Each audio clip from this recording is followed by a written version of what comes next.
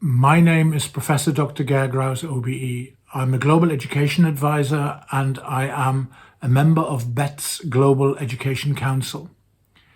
I am also a visiting professor at the National Research University in Moscow. In a previous life, I was the founding chief executive of the Children's University and the first Global Education Director at Kidzania. During Bett 2023, it is my privilege to chair the round table entitled Bridging the Global Equity Gap in Education. Training fleas requires a glass jar with a lid. The fleas are placed inside the jar and the lid is then sealed. They are left undisturbed for 3 days. Then, when the jar is opened, the fleas will not jump out. In fact, the fleas will never jump higher than the level set by the lid. Their behaviour is now set for the rest of their lives. And, when these fleas reproduce, their offspring will automatically follow their example.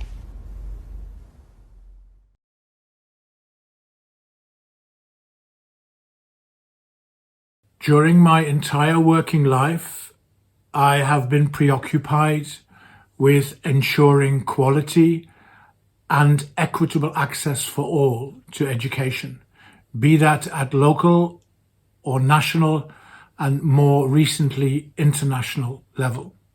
The lessons learned throughout my working life with regards to bridging the equity gap is that it is a matter of partnerships small and large, partnerships with the children and their families and communities, and the schools at the centre of this, and indeed partnerships with the private sector, NGOs, and indeed government, be that local or national. The focus also needs to be on solutions. The focus needs to be pragmatic. And the focus needs to be on the whole child's education and not just the schooling aspect thereof. I am particularly proud of the research I've been leading for the last 8 years through Kidzania, which focuses on children's contexts beyond the school, on their behaviour and what influences their being.